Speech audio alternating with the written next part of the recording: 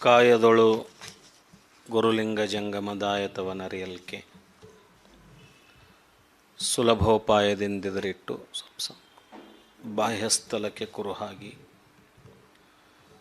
ದಾಯದೋರಿ ಸಮಸ್ತ ಭಕ್ತ ನಿಕಾಯವನು ಪಾವನವ ಮಾಡಿದ ರಾಯಪೂರ್ವಾಚಾರ್ಯ ಸಂಗನ ಬಸವ ಶರಣಾರ್ಥಿ ಪ್ರಾತಸ್ಮರಣೀಯರಾದಂಥ ಬಸವಾದಿ ಶರಣರನ್ನು ಹೊರಮನ್ಯದಲ್ಲಿ ನೆನೆದುಕೊಂಡು ಎಲ್ಲ ದಾರ್ಶನಿಕರಲ್ಲಿ ಭಕ್ತಿಯ ನಮನಗಳನ್ನು ಸಲ್ಲಿಸಿ ಬಸವ ಕೇಂದ್ರ ಮತ್ತು ಬಸವ ಸಮಿತಿ ಎಲ್ಲ ಸದಸ್ಯರಲ್ಲಿ ಪದಾಧಿಕಾರಿಗಳಲ್ಲಿ ಇಲ್ಲಿ ನೆರೆದು ಬಂದಂಥ ಯಾವತ್ತು ಶರಣ ಬಂಧುಗಳಲ್ಲಿ ನನ್ನ ಅತ್ಯಂತ ಭಕ್ತಿಯ ಶರಣಾರ್ಥಿ. ಕಳೆದ ವಾರ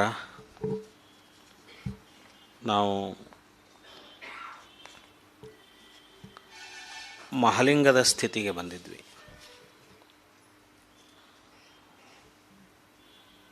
ಶೂನ್ಯಲಿಂಗ ಅದೇ ಅಣುಲಿಂಗ, ಅಣುಲಿಂಗದಿಂದ ನಿರಂಜನಲಿಂಗ, ನಿರಂಜನಲಿಂಗದಿಂದ ನಿಶೂನ್ಯಲಿಂಗ, ನಿಶೂನ್ಯಲಿಂಗದಿಂದ ನಿಖಲಲಿಂಗ ಅಥವಾ ನಿಷ್ಕಲಲಿಂಗ. ಆ ನಿಷ್ಕಲ ಲಿಂಗವೇ ಮುಂದೆ ರೂಪ ತಾಳಿ ಚಿತ್ತು ಉದಯಿಸಿ ಅಲ್ಲಿ ಅಕಾರ ಉಕಾರ ಮಕಾರಗಳೆಂಬ ಅಕ್ಷರ ಉದಯಿಸಿ ಚಿತ್ತು ಅಕಾರ ಪಾವನವ ಮಾಡಿದ ರಾಯಪೂರ್ವಾಚಾರ್ಯ ಸಂಗನ ಬಸವ ಶರಣಾರ್ಥಿ ಪ್ರಾತಸ್ಮರಣೀಯರಾದಂಥ ಬಸವಾದಿ ಶರಣರನ್ನು ಹೊರಮನ್ಯದಲ್ಲಿ ನೆನೆದುಕೊಂಡು ಎಲ್ಲ ದಾರ್ಶನಿಕರಲ್ಲಿ ಭಕ್ತಿಯ ನಮನಗಳನ್ನು ಸಲ್ಲಿಸಿ ಬಸವ ಕೇಂದ್ರ ಮತ್ತು ಬಸವ ಸಮಿತಿ ಎಲ್ಲ ಸದಸ್ಯರಲ್ಲಿ ಪದಾಧಿಕಾರಿಗಳಲ್ಲಿ ಇಲ್ಲಿ ನೆರೆದು ಬಂದಂಥ ಯಾವತ್ತು ಶರಣ ಬಂಧುಗಳಲ್ಲಿ ನನ್ನ ಅತ್ಯಂತ ಭಕ್ತಿಯ ಉಕಾರ ಮಕಾರಗಳ ತಾಯಿಯಾಗಿ ಆ ನಾಲ್ಕು ಒಂದಾಗಿ ಚಿತ್ತನ್ನು ಸಮೇತ ಅಕಾರ ಉಕಾರ ಮಕಾರಗಳು ಒಂದಾಗಿ ಅದು ನಾದ ಬಿಂದು ಕಲೆ ಆಗಿ ಆ ಚಿತ್ತನ ಜೊತೆಗೆ ಬೆರೆತು ಓಂಕಾರವಾಗಿ ಪ್ರಣವವಾಗಿ ಮುಂದೆ ಅದು ಮಹಾಲಿಂಗ ರೂಪುಗೊಳ್ಳುತ್ತದೆ ಅಂತಕ್ಕಂಥ ಮಾತನ್ನು ನಾವು ಕೇಳಿದ್ವಿ. ಇಲ್ಲಿ ನಿಷ್ಕಲ ಲಿಂಗದವರೆಗೂ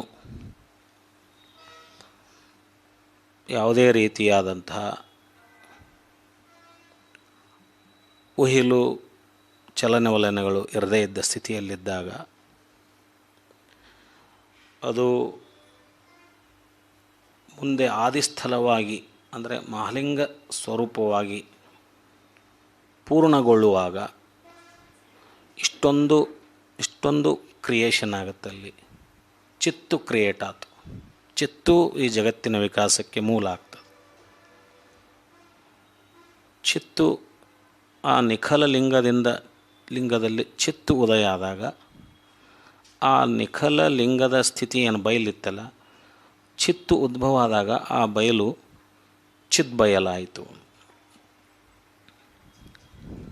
ಚಿದ್ಬಯಲು ಚಿತ್ತು ಉದಯವಾದ ನಂತರದ ಬಯಲ ಸ್ಥಿತಿಗೆ ನಾವು ಚಿದ್ಬಯಲು ಅಂತ ಕರಿತೇವೆ.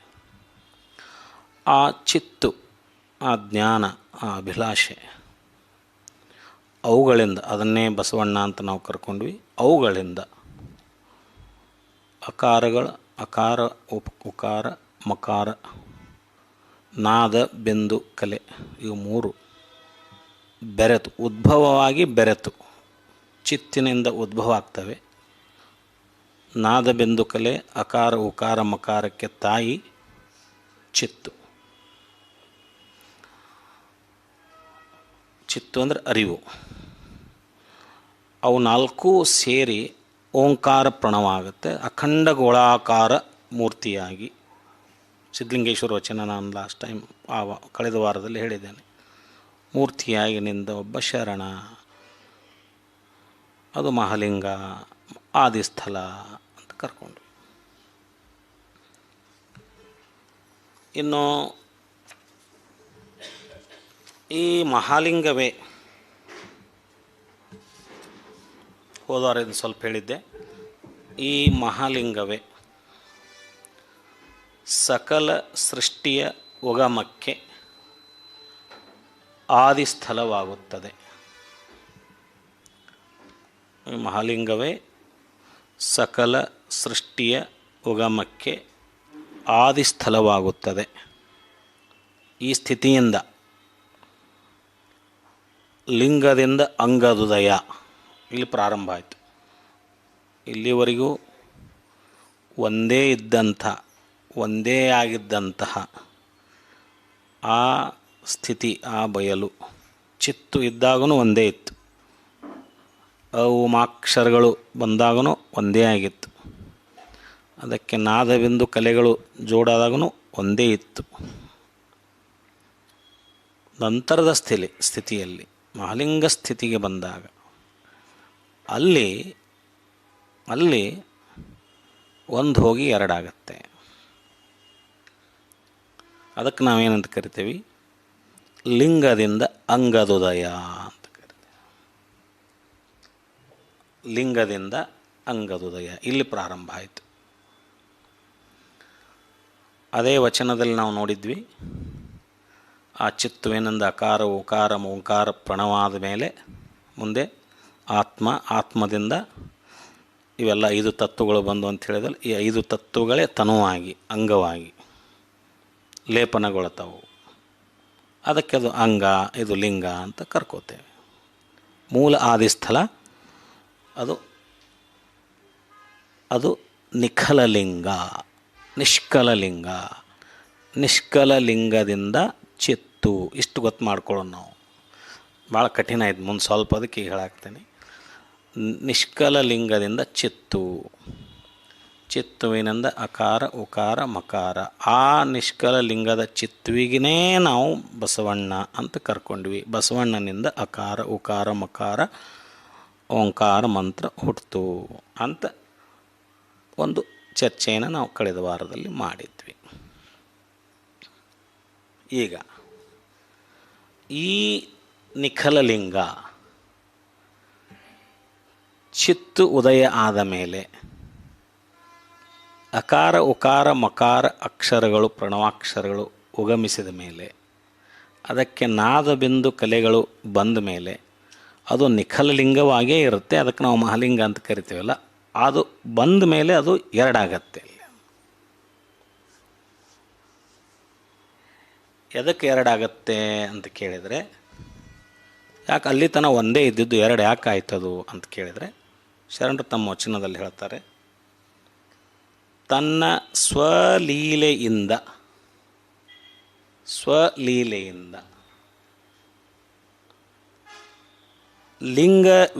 ಲಿಂಗಲೀಲಾ ವಿಲಾಸಕ್ಕಾಗಿ, ಲಿಂಗಲೀಲಾ ವಿನೋದಕ್ಕಾಗಿ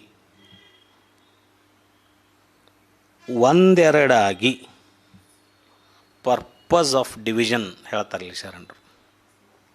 ಅಲ್ಲಿವರೆಗೂ ಒಂದೇ ಇದ್ದದ್ದು ಕಾರಣ ಬೇಕಲ್ಲ, ಎರಡಾಗಲಿಕ್ಕೆ ಕಾರಣ ಬೇಕಲ್ಲ ಅಂತ ಕೇಳಿದರೆ ಪರ್ಪಸನ್ನು ವಚನದಲ್ಲಿ ಹೇಳ್ತಾರೆ. ಇಲ್ಲಿ ಬರ್ರಿ, ಅವರು ಪರ್ಪಸನ್ನು ಅವರು ವಚನದಲ್ಲಿ ಹೇಳ್ತಾರೆ. ಏನಂದರೆ, ನಿಖಲಲಿಂಗ ಚಿತ್ತು ಉಮಾಕ್ಷರಗಳನ್ನೊಳಗೊಂಡಂಥ ನಿಖಲಲಿಂಗ, ಚಿತ್ತು ಉಮಾಕ್ಷರಗಳನ್ನೊಳಗೊಂಡಂಥ, ಅದರ ಜೊತೆಗೇನೆ ನಾದಬಿಂದು ಕಲೆಗಳನ್ನು ಒಳಗೊಂಡಂಥ, ಅದಕ್ಕೆ ಮಹಾಲಿಂಗ ಸ್ಥಿತಿ ಅಂತ ಕರೆದಂಥ ಆ ನಿಖಲಲಿಂಗವು ತನ್ನ ಸ್ವಲೀಲೆಯಿಂದ ಅದಕ್ಕೆ ಅನಿಸ್ತು, ಏನೋ ಒಂದಿಷ್ಟು ಶಕ್ತಿ ಬಂತಲ್ಲ, ಚಿತ್ತು ಬಂದ ಮೇಲೆ ಜ್ಞಾನ ಅಭಿಲಾಷೆ ಬಂತಲ್ಲ, ಆ ಅಭಿಲಾಷೆಯಿಂದ ಆ ನಿಖಲಲಿಂಗಕ್ಕೆ, ಆ ಬಯಲಿಗೆ ಏನು ಅನ್ನಿಸ್ತಂದ್ರೆ, ಏನೋ ಒಂದಿಷ್ಟು ತನ್ನ ವಿನೋದಕ್ಕಾಗಿ, ತನ್ನ ಲಿಂಗಲೀಲಾ ವಿಲಾಸಕ್ಕಾಗಿ ಕಾರಣ ಹೇಳ್ತಾರೆ ಶರಣರು. ತನ್ನ ಲಿಂಗಲೀಲಾ ವಿಲಾಸಕ್ಕಾಗಿ ಒಂದೆರಡಾಗಿ, ಒಂದಿದ್ದು ಎರಡಾಯಿತು. ಲಿಂಗ ಮತ್ತು ಅಂಗವೆಂದೆನಿಸಿತು. ಇಲ್ಲಿ ಎರಡಾಯಿತು.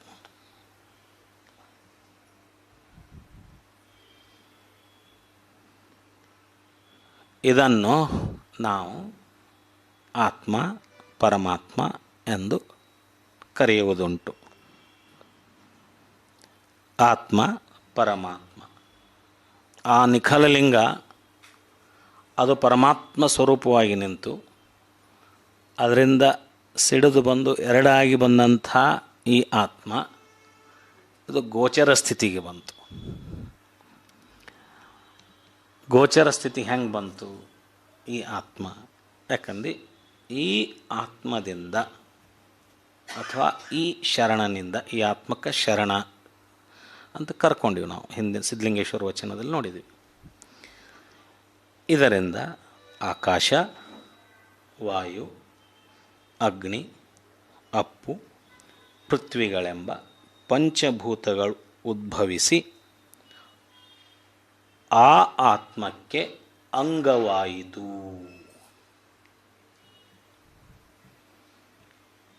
ಈ ಪಂಚಮಹಾಭೂತಗಳು ಆತ್ಮನಿಂದನೇ ಉದಯಿಸಿ ಅದೇ ಆತ್ಮಕ್ಕೆ ಅಂಗವಾಗಿ ಪರಿಣಮಿಸಿತು. ಅದಕ್ಕದು ಸಾಕಾರ ರೂಪಕ್ಕೆ ಬಂತು, ಕಣ್ಣಿಗೆ ಗೋಚರಿಸಲಿಕ್ಕೆ ಕಾಣಿಸ್ತು. ಅದೇ ನಿಖಲ ಲಿಂಗ, ಅದೇ ಪರಶಿವ ತತ್ವದಿಂದ ಹೊರಗೆ ಬಂದಂತಹ ಈ ಚೈತನ್ಯ, ಈ ಚೈತನ್ಯದಿಂದ ಬಂದಂತಹ ಈ ಪಂಚಮಹಾಭೂತಗಳು ಇವು ಆ ಆತ್ಮಚೈತನ್ಯಕ್ಕೆ, ಆ ಪರಶಿವ ತತ್ವದ ಒಂದು ಅಂಶವಾದ ಈ ಆತ್ಮಚೈತನ್ಯಕ್ಕೆ ಲೇಪನಗಳಾಗಿ ಅದರಿಂದ ಉದ್ಭವಿಸಿ ಅದಕ್ಕೆ ಅಂಗರೂಪವಾಗಿ ಮಾರ್ಪಟ್ಟು, ಅಂಗರ ಆ ಪರಶಿವ ತತ್ವ ಪರಬ್ರಹ್ಮ ಯಾವುದರಿಂದ ಇದು ಬಂದು ಎರಡಾಗಿತ್ತಲ್ಲ, ಅದು ಇನ್ನೂ ನಿರಾಕಾರ ಸ್ಥಿತಿಯಲ್ಲಿ ನಿಂತು.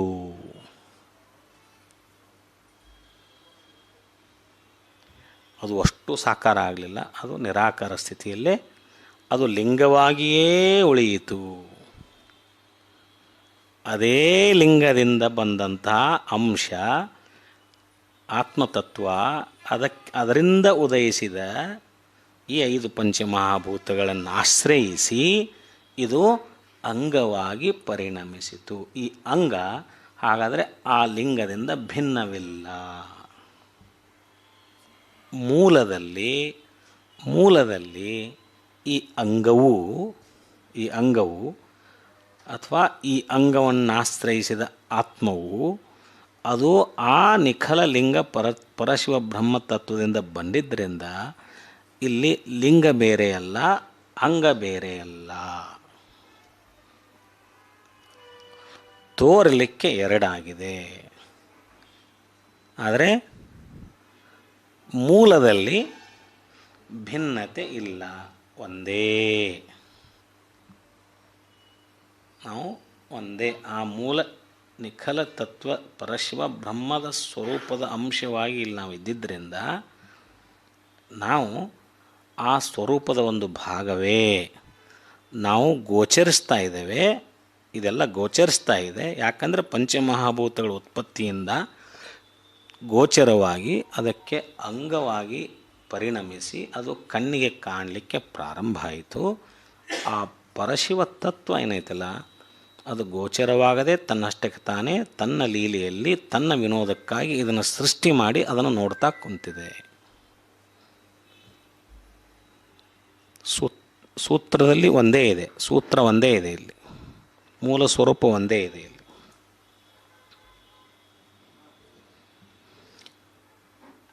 ಇದೇ ಒಂದೇ ಮಹಾಘನ ವಸ್ತು. ಇದಕ್ಕೆ ಮಹಾಘನ ವಸ್ತು ಯಾಕಂದರೆ ಇಷ್ಟೆಲ್ಲವನ್ನೂ ಸೃಷ್ಟಿ ಮಾಡುವಂಥ, ರಚನೆ ಮಾಡುವಂಥ ಶಕ್ತಿ ಚೈತನ್ಯವನ್ನು ಹೊಂದಿರುವಂಥ ಈ ಒಂದು ಮಹಾಘನ ವಸ್ತು ಈ ರೀತಿಯಾಗಿ ಎರಡಾದ ಬಗೆ ಇಲ್ಲಿ ನಾವು ಕಾಣ್ತೇವೆ.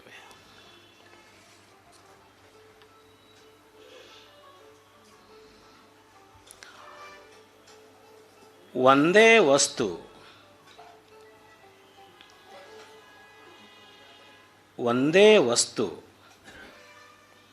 ತನ್ನ ಲೀಲೆಯಿಂದ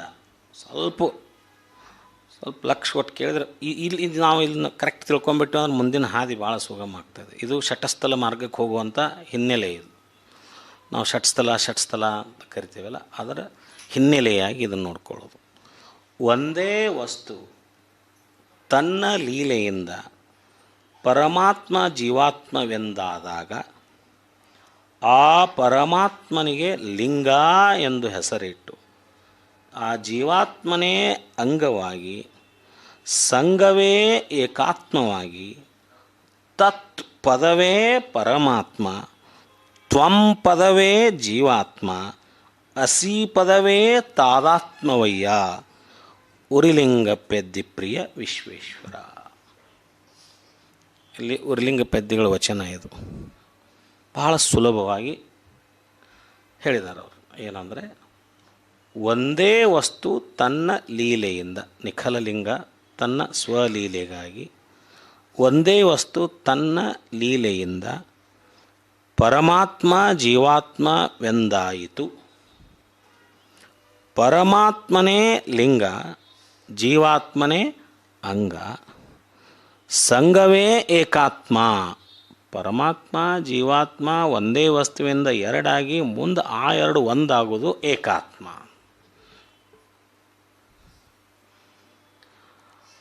ತತ್ಪದವೇ ತತ್ವಮಸಿ ಅಂತ ಹೇಳ, ತತ್ಪದವೇ ಪರಮಾತ್ಮ, ತ್ವಂ ಪದವೇ ಜೀವಾತ್ಮ. ನೀನೇ ಪರಮಾತ್ಮನಾಗಿದೆಯಾ, ನೀನೇ ಒಂದೇ ಆಗಿದೆಯಾ, ಅದು ಬೇರೆ ಅಲ್ಲ ನೀದು ಬೇರೆ ಅಲ್ಲ ಅಂತ ಹೇಳೋದು ತತ್ವಮಸಿ ಅಂತ ಕರಿತೀವಲ್ಲ. ತತ್ಪದವೇ ಪರಮಾತ್ಮ, ತ್ವಂ ಪದವೇ ಜೀವಾತ್ಮ, ಅಸಿ ಪದವೇ ತಾದಾತ್ಮ. ಸಂಘ ಏಕೋ ಸಂಘ, ಒಂದೇ ಆಗೋದು, ನಿರಾಕಾರವಾಗಿದ್ದು ಅದು ಮುಂದೆ ಸಾಕಾರವಾಗಿ, ಸಾಕಾರದಿಂದ ಮತ್ತೆ ನಿರಾಕಾರ ಆಗ್ತಕ್ಕಂಥ ಸ್ಥಿತಿ. ಮೊದಲು ನಿರಾಕಾರ ಸ್ಥಿತಿಯಲ್ಲಿದ್ದು ಆ ಪರಮಾತ್ಮನಿಂದ ಬೇರೆಯಾಗಿ ಅಂಗವಾಗಿ ಸಾಕಾರಗೊಂಡು ಹೊಳ್ಳಿ ಆ ಸಾಕಾರ ರೂಪದಲ್ಲಿದ್ದುಕೊಂಡು ಷಟಸ್ಥಲ ಮಾರ್ಗವನ್ನು ಅನುಸರಿಸಿ ಸುಪಥವನ್ನು ಅನುಸರಿಸಿ ಆ ಸಾಕಾರ ರೂಪದಿಂದ ಮತ್ತೆ ಅದೇ ನಿರಾಕಾರ ಸ್ಥಿತಿಯನ್ನು ಮುಟ್ತಕ್ಕಂಥ ಒಂದು ಕ್ರಮ, ಜೀವನ ಕ್ರಮ. ಇದು ಶರಣರ ಕ್ರಮ. ಅದನ್ನೇ ಶೂನ್ಯವನ್ನು ಸಂಪಾದಿಸುವ ಕ್ರಮ, ಅದೇ ಪಥ.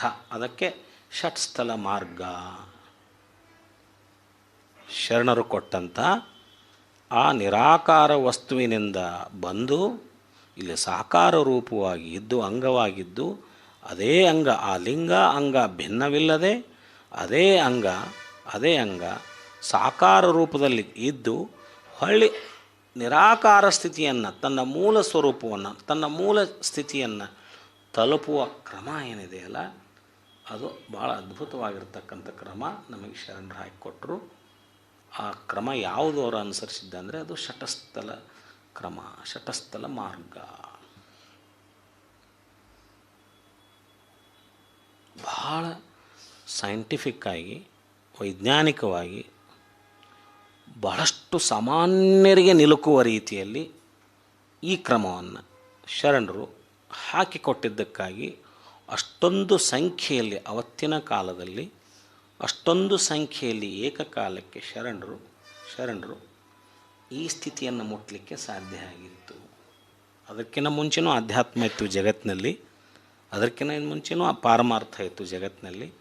ಆದರೆ ಇಷ್ಟೊಂದು ಸಂಖ್ಯೆಯಲ್ಲಿ ಆ ಸ್ಥಿತಿಯನ್ನು ಮುಟ್ಟುವ ಕಾರ್ಯ ಈ ಜಗತ್ತಿನಲ್ಲಿ ಆಗದೇ ಇದ್ದಿದ್ದಿಲ್ಲ. ಯಾಕಂದರೆ ಸುಲಭ ಮಾರ್ಗ ಜನಸಾಮಾನ್ಯರಿಗೆ ಸಿಕ್ಕಿರಲಿಲ್ಲ ಅನ್ನುವಂಥ ಕಾರಣಕ್ಕಾಗಿ 12ನೇ ಶತಮಾನದಲ್ಲಿ ಇದೊಂದು ಹೊಸ ಆವಿಷ್ಕಾರದ ರೀತಿಯಲ್ಲಿ ಷಟ್ಸ್ಥಲ ಮಾರ್ಗವನ್ನು, ಈ ಸೃಷ್ಟಿಯ ರಚನೆಯ ಮೂಲಕ್ಕೆ ಹೋಗಿ ಅದರ ಕಾರಣವನ್ನು ಹುಡುಕಿ ಹೊಳ್ಳಿ ಆ ಸೃಷ್ಟಿಯ ರಚನೆಯಿಂದ ಈ ಮೂಲ ಸ್ವರೂಪವನ್ನು ಮುಟ್ಟುವ ಮಾರ್ಗವನ್ನು ಹುಡುಕಿ ನಮಗೆ ಬದುಕಿಗೆ ಒಂದು ಹೊಸ ದಾರಿಯನ್ನು, ಹೊಸ ಕ್ರಮವನ್ನು, ಹೊಸ ಬೆಳಗನ್ನು, ಹೊಸ ಮಾರ್ಗದರ್ಶನವನ್ನು ಹಾಕಿಕೊಟ್ಟುವುದವರು ಬಸವಾದಿ ಶರಣರು. ಭಾಳ ಅದ್ಭುತವಾಗಿರ್ತಕ್ಕಂಥ ಕ್ರಮ ಇದು.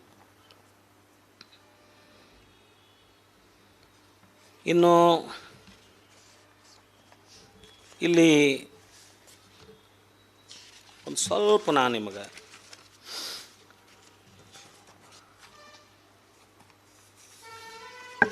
ಈ ಪರಶಿವ ಚಿಚ್ಛಕ್ತಿ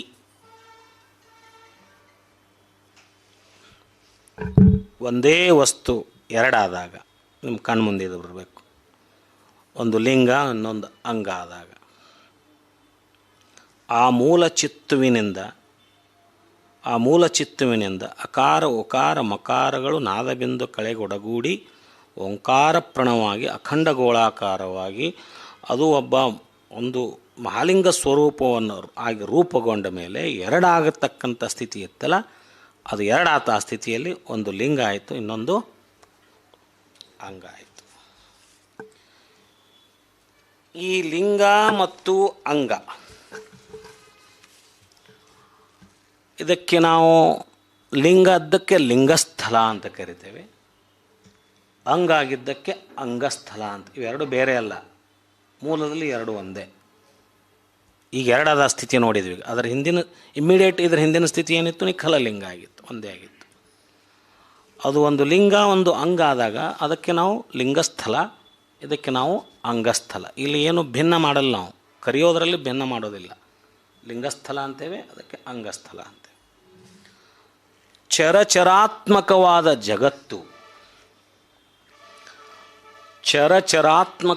ಜಗತ್ತು ಯಾವುದರಲ್ಲಿ ಉತ್ಪತ್ತಿ ಲಯವನ್ನು ಹೊಂದುವುದೋ,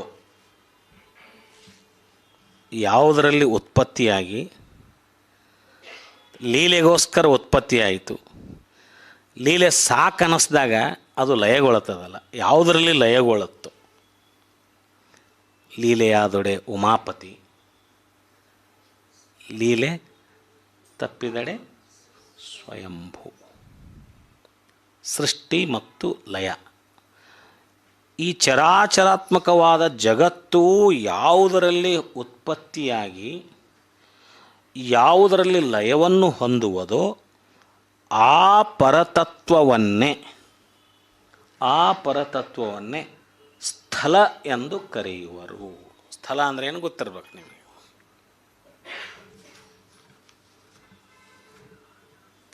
ಸ್ಥಳ ಅಂದರೆ ಎಲ್ಲ ಜಗತ್ತು ಚರಾಚರ ವಸ್ತುಗಳು ಯಾವುದರಲ್ಲಿ ಉತ್ಪತ್ತಿಯಾಗಿ ಕೊನೆಗೆ ಯಾವುದರಲ್ಲಿ ಲಯವಾಗುತ್ತದೆಯೋ ಆ ಸ್ಥಿತಿಗೆ, ಅದಕ್ಕೇ ಸ್ಥಳ ಅಂತ ಕರೆದು. ಸಹಜ ಸ್ಥಳಕ್ಕೆ ಹೋಗೋಣ ನಾವು. ಸಹಜ ಸ್ಥಳದಿಂದ ಮುಂದೆ ನಿರಾಲಂಬ, ನಿರಾಳದಿಂದ ನಿಖಲ, ಆ ಸ್ಥಳಕ್ಕೆ ಹೋಗೋಣ ನಾವು. ಸ್ಥಳ ಅಂತ ಎದಕ್ಕಂತೇವೆ ಅನ್ನೋದು ನಮ್ಗೆ ಅರ್ಥ ಆಯ್ತು. ಈಗ ಆ ಪರಶಿವ ತತ್ವ ತನ್ನಲ್ಲಿರುವ ಶಕ್ತಿಯ ಚಲನೆಯಿಂದ ಲಿಂಗಸ್ಥಲ ಅಂಗಸ್ಥಲ ಎಂದು ಎರಡಾಗುತ್ತದೆ. ಲಿಂಗ ಅಂಗ ಅಂತಲ್ಲ, ಅದಕ್ಕೆ ಸ್ಥಳ ಅಂತ ಹೆಸರು ಕೊಟ್ಟುವಂತ ಬಂದೀವಿ ನಾವು. ಲಿಂಗಸ್ಥಲ ಅಂಗಸ್ಥಲ ಎಂದು ಎರಡಾಗುತ್ತದೆ. ಆ ಲಿಂಗಸ್ಥಲವೇ ಪರಶಿವ ತತ್ವ, ಪರಬ್ರಹ್ಮ ಎಂದು ಕರ್ಕೊಂಡು. ಪರಶಿವ, ಪರಬ್ರಹ್ಮ, ಪರತತ್ವ, ಆ ಲಿಂಗಸ್ಥಲಕ್ಕೆ ಹಂಗಂದ್ವಿ. ಅದು ಮಹಾಘನವಾಗೇ ಉಳಿದದು. ಇನ್ನು ಆ ಲಿಂಗಸ್ಥಲ ಅದು ಉಪಾಸ್ಯವಾಗಿರುತ್ತೆ, ಅದು ಪೂಜೆಗೊಳ್ಳುವುದು. ಅಂಗಸ್ಥಲವೇ ಜೀವ, ಇದು ಉಪಾಸಕ. ಲಿಂಗಸ್ಥಲ ಉಪಾಸ್ಯ ವಸ್ತು ಆಯಿತು, ಅಂಗಸ್ಥಲ ಉಪಾಸಕ ಆಯಿತು. ಹಂಗಾರೆ ಇಲ್ಲಿ ಯಾರು ಪೂಜೆ ಮಾಡೋದು? ಯಾಕೆ ತೊಂದರೆ ಇಲ್ಲ. ಯಾರು ಪೂಜೆ ಮಾಡೋದು? ಇಲ್ಲಿ ಯಾವುದು ಪೂಜೆಗೊಳ್ಳುವುದು? ತನ್ನ ಸ್ವಲೀಲೆಗಾಗಿ, ಹೌದಾ? ಲಿಂಗಲೀಲಾ ವಿಲಾಸಕ್ಕಾಗಿ. ಮತ್ತೆ ಕಾರಣಕ್ಕೆ ಹೋಗೋಣ ನಾವು. ಇಲ್ಲಿ ಯಾರನ್ನ ಪೂಜೆ ಮಾಡಾಕತ್ತಾರ, ಯಾರು ಪೂಜೆಗೊಳ್ಳಾಕತ್ತಾರ, ಯಾರು ಪೂಜೆ ಮಾಡಾಕತ್ತಾರ? ಮೂಲದಲ್ಲಿ ಒಂದೇ. ಲಿಂಗಸ್ಥಲವೇ ಶಿವ ಉಪಾಸ್ಯ, ಅಂಗಸ್ಥಲವೇ ಜೀವ ಉಪಾಸಕ. ಈ ಎರಡೂ ಸ್ಥಳಗಳೇನದಾವಲ್ಲ, ಇವು ನಿಖಲ ಲಿಂಗದ ಸ್ವರೂಪವೇ. ಈ ಸ್ವರೂಪ ಜ್ಞಾನ ನಮಗಾಗಬೇಕು. ಇವೆರಡೂ ಆ ನಿಷ್ಕಲ ಲಿಂಗದ ಸ್ವರೂಪನ ಅವು. ಈ ಎರಡಕ್ಕೂ ಲಿಂಗ ಮತ್ತು ಅಂಗ ಇವೆರಡಕ್ಕೂ ಅದು ನಿಖಲ ಲಿಂಗದಿಂದ ಸ್ವರೂಪದಿಂದ ಬಂದಿದ್ದಕ್ಕೆ ಎಲ್ಲಿ ಹುಟ್ಟಿ ಎಲ್ಲಿ ಲಯ ಆಗ್ತದೆ ಅದು ಸ್ಥಳ ಆಗತ್ತಲ್ಲ, ಅದು ನಿಖಲಲಿಂಗ ಸ್ಥಳ ಅಲ್ಲ. ಆ ಸ್ಥಳದಿಂದ ಬಂದಿದ್ದಕ್ಕೆ ಇದಕ್ಕೆರಡಕ್ಕೂ ಏನಂತೇವಿ ಲಿಂಗಸ್ಥಳ ಅಂಗಸ್ಥಳ.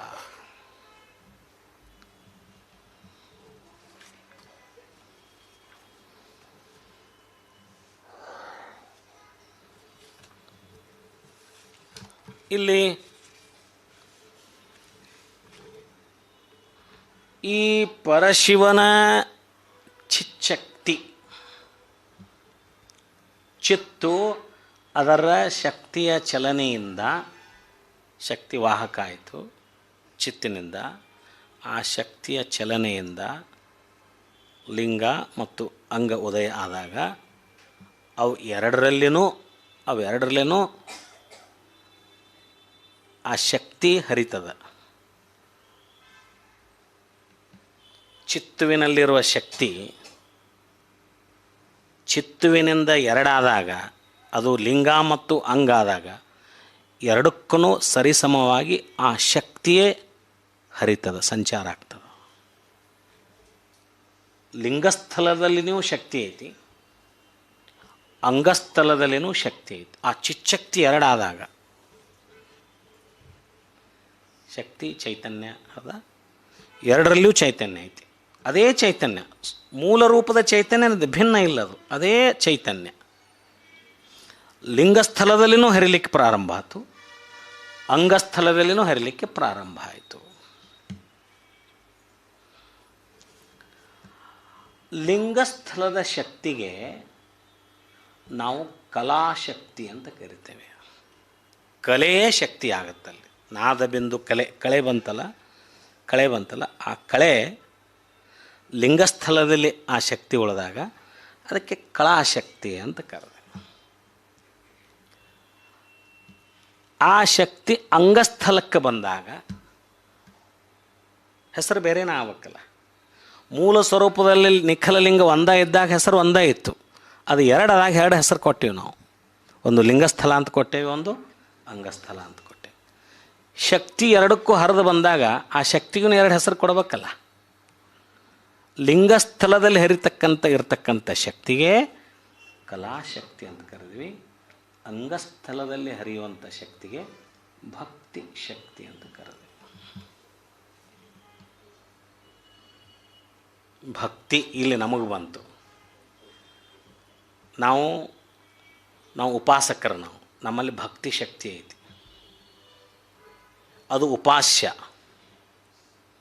ಲಿಂಗಸ್ಥಳ ಅದು ಉಪಾಸ್ಯ, ಅಲ್ಲಿ ಕಲಾಶಕ್ತಿ ಐತೆ. ಅಲ್ಲಿ ನಮ್ಮಲ್ಲಿ ಭಕ್ತಿ ಶಕ್ತಿ ಐತಿ, ನಾವು ಭಕ್ತಿಯಿಂದನೂ ನಡ್ಕೊತೇವೆ. ಆ ಶಕ್ತಿಯ ಸ್ವಭಾವ ಭಕ್ತಿಯಿಂದ ಕೂಡಿರುತ್ತೆ. ಆ ಕಲಾಶಕ್ತಿ ಪ್ರವೃತ್ತಿ ಮಾರ್ಗದಲ್ಲಿರುತ್ತೆ, ಆ ಭಕ್ತಿ ಶಕ್ತಿ ನಿವೃತ್ತಿ ಮಾರ್ಗದಲ್ಲಿರುತ್ತೆ. ಇದನ್ನು ಭಾಳ ಚರ್ಚೆ ಮಾಡೋದು ಭಾಳ, ಮುಂದೆ ನೋಡೋಣ. ಈ ಲಿಂಗಸ್ಥಳ ಒಂದು ಹೋಗಿ ಎರಡಾದ ಮೇಲೆ, ನಿಖಲಲಿಂಗ ಎರಡಾದ ಮೇಲೆ, ಲಿಂಗಸ್ಥಳ ಅಂಗಸ್ಥಳ ಆದಮೇಲೆ ಈ ಲಿಂಗಸ್ಥಳ ಮೂರು ಭಾಗಗಳಾಗಿ ಪರಿವರ್ತನೆಗೊಳ್ತಾವೆ. ಅದು ಭಾವಲಿಂಗ, ಪ್ರಾಣಲಿಂಗ, ಇಷ್ಟಲಿಂಗ. ನಾವು ಕರೆಯುವಾಗ ಹೆಂಗೆ ಕರ್ಕೊತೀವಿ, ಇಷ್ಟ ಪ್ರಾಣ ಭಾವ, ಕಣ್ಣಿಗೆ ಕಾಣೋದು. ಅಲ್ಲಿಂದ ಹರಿದು ಬರುವಾಗ ಮೊದಲಾದು ಭಾವಲಿಂಗ, ಪ್ರಾಣಲಿಂಗ, ಇಷ್ಟಲಿಂಗ ಆಯಿತು. ಲಿಂಗಸ್ಥಳ ಹಿಂಗೆ ಕೌಲೊಡೀತು. ಅಂಗಸ್ಥಳನೂ ಅದೇ ರೀತಿ ಮೂರಾಗಿ ಕೌಲೊಡಿತೈತಿ. ಆ ಅಂಗ ಮೂರಾಗ್ತದೆ: ಯೋಗಾಂಗ, ಭೋಗಾಂಗ, ತ್ಯಾಗಾಂಗ. ಸ್ವಲ್ಪ ಕಠಿಣ ಅನ್ನಿಸ್ಬೋದು, ಏನು ಆರಾಮ್ ಹೋಗೋಣ, ಏನು ತೊಂದರೆ ಇಲ್ಲ, ಆರಾಮ್ಸೆ ಹೋಗೋಣ. ಏನು ಆರಾಮ್. ಇದು ಲಿಂಗ ಸಕೀಲದಲ್ಲಿನೂ ಬರುತ್ತೆ, ಸಪ್ರೇಟಾಗಿ ಲಿಂಗ ಸಕೀಲ ಹೇಳಕತ್ರೂ ಭಾಳ ಶಟಸ್ಥಲವನ್ನು ಹೇಳಕತ್ತಾಗೂ ಇದು ಬರುತ್ತೆ. ಇಲ್ಲಿ ಭಾಳ ಡಿಟೇಲ್ ಹೋಗೋದಿಲ್ಲ ನಾನು ನಿಮಗೆ. ಇಲ್ಲಿ ಸುಮ್ಮನೆ ಈ ಆದಿಸ್ಥಳದಿಂದ ಹಿಂಗೆ ಬಂದು ಅಂಗಸ್ಥಲ ಲಿಂಗದಿಂದ ಅಂಗದೋದಯ ಆದಮೇಲೆ ಪಿಂಡಜ್ಞಾನ ಸ್ಥಳ ಬರುತ್ತೆ, ಪಿಂಡಸ್ಥಳ ಬರುತ್ತೆ. ಅಲ್ಲಿ ಬರುತ್ತೆ ಶೂನ್ಯ ಸಂಪಾದನೆ ಶುರು ಆಗೋದು ಪಿಂಡಸ್ಥಳದ ವಚನದಿಂದ ಚಾಲು ಆಕೈತಿ. ಇವ್ಯಾವು ಶೂನ್ಯ ಮೂಲ ಗೋಳೂರು ಸಿದ್ಧವೀರಣ್ಣ ನೋಡಿರು ಬರೆದ ಮೂಲ ಸ್ಥಳದಲ್ಲಿ ಇವ್ಯಾವು ಇಲ್ಲ, ಮೂಲ ಪುಸ್ತಕದಲ್ಲಿ ಸಂಪಾದನೆಯಲ್ಲಿ. ಅದರ ಹಿನ್ನೆಲೆಯಾಗಿ ಹೇಳೋದು ಇದು. ಆ ಗ್ರಂಥಕ್ಕೆ ನಾವು ಬರ್ಬೇಕಂದ್ರೆ ಪ್ರಥಮೋಪದೇಶದಲ್ಲಿ 3 ಗದ್ಯ ಅದಾವು. ನಂತರ ಪಿಂಡಸ್ಥಳ, ಪಿಂಡ ಜ್ಞಾನಸ್ಥಳ, ಸಂಸಾರ ಹೇಯಸ್ಥಳದ ವಚನಗಳಾದ ಮೇಲೆ ಅಲ್ಲೇ ಶೂನ್ಯ ಸಂಪಾದನೆ ಇವೆಲ್ಲ ವಚನಗಳು ಬರ್ತಾವೆ. ಅದಕ್ಕೆ ಬರೋಕ್ಕಿಂತ ಮುಂಚೆ ಇದು ಯೋಗಾಂಗ, ಭೋಗಾಂಗ, ತ್ಯಾಗಾಂಗ 3 ಅಂಗಗಳಾದವು.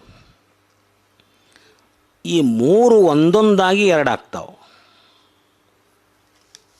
ಲಿಂಗಸ್ಥಳ ಮೊದಲ 3 ಆಗಿ ಒಂದೊಂದು ಮತ್ತು 2 ಆಗ್ತಾವೆ. ಅಂದರೆ ಯಾವುದು? ಭಾವಲಿಂಗ 2 ಆಗುತ್ತೆ, ಪ್ರಾಣಲಿಂಗ 2 ಆಗ್ತಾವೆ, ಇಷ್ಟಲಿಂಗ 2 ಆಗ್ತಾವೆ. ಅಂದರೆ ಏನಾಯ್ತು? ಲಿಂಗಸ್ಥಳ ಒಟ್ಟು 6 ಸ್ಥಳಗಳಾಗಿ ಬರ್ತಾವೆ. ಆ 6 ಆಗೋಕ್ಕಿಂತ ಮುಂಚೆ ಮೊದಲು ಇದು 3 ಆಗತ್ತೆ. ನೇರವಾಗಿ 6 ಹೇಳಿದ್ರು ನಡೀತದೆ, ಆದರೆ ಅದರ ರೂಪ ಮೊದಲು 3 ಆಗಿತ್ತು, ಆಮೇಲೆ ಅದು 3 ಹೋಗಿ 6 ಆಗುತ್ತೆ. ಅಂಗಸ್ಥಳನೂ ಅಷ್ಟೇ, 3 ಹೋಗಿ ಅದು 6 ಆಗತ್ತೆ. ಇಲ್ಲೇನಾಯ್ತು ಅದ ಬರ್ಬೇಕಲ್ಲ. ಭಾವಲಿಂಗದಲ್ಲಿ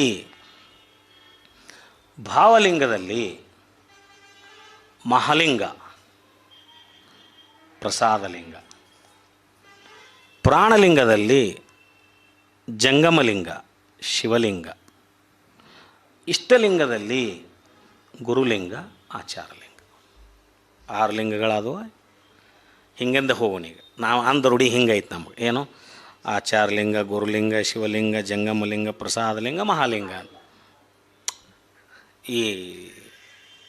ಈ ಆಜ್ಞಾಚಕ್ರಕ್ಕೆ ಬರುತ್ತಾನಂದ್ರೆ ಮಹಾಲಿಂಗ ಅಂತ ನಾವು ಹೇಳ್ತೇವೆ, ಧಾರಣೆ ಮಾಡ್ತೇವೆ. ಆಜ್ಞಾಚಕ್ರಕ್ಕೆ 6 ಚಕ್ರಗಳಿಗೆ 6 ಲಿಂಗಗಳದಾವು. ಮೂಲಾಧಾರ ಚಕ್ರದಿಂದ ನಾವು ಹಿಂಗೆ ಬರ್ತೇವೆ ಮೇಲೆ, ಹೌದಾ? ಇದು ಹಿಂಗೆ ಒಡೆದು ಬಂದಿದ್ದಕ್ಕೆ ನಾವು ಮೊದಲು ಯಾವ್ದು ಬಂದೈತೆ ಅದನ್ನು ಹೇಳ್ತೇವೆ ನಾವೀಗ. ಮೊದಲು ಭಾವಲಿಂಗ, ನಂತರ ಪ್ರಾಣಲಿಂಗ, ಆಮೇಲೆ ಇಷ್ಟಲಿಂಗ ಆತಲ್ಲ. ಹೇಳುವಾಗ ಹಿಂಗೆ ಹೇಳ್ತೇವೆ, ಹೌದಾ? ಇನ್ನು ಯೋಗಾಂಗ, ಭೋಗಾಂಗ, ತ್ಯಾಗಾಂಗ ಇವು 1, 2 ಆಗ್ತಾವೆ. ಯೋಗಾಂಗದಲ್ಲಿ ಅಂಗ ಏನಾಯ್ತು? ಐಕ್ಯ, ಶರಣ 2 ಆದವು. ಭೋಗಾಂಗದಲ್ಲಿ ಪ್ರಾಣಲಿಂಗಿ, ಪ್ರಸಾದಿ. ತ್ಯಾಗಾಂಗದಲ್ಲಿ ಮಹೇಶ್ವರ, ಭಕ್ತ.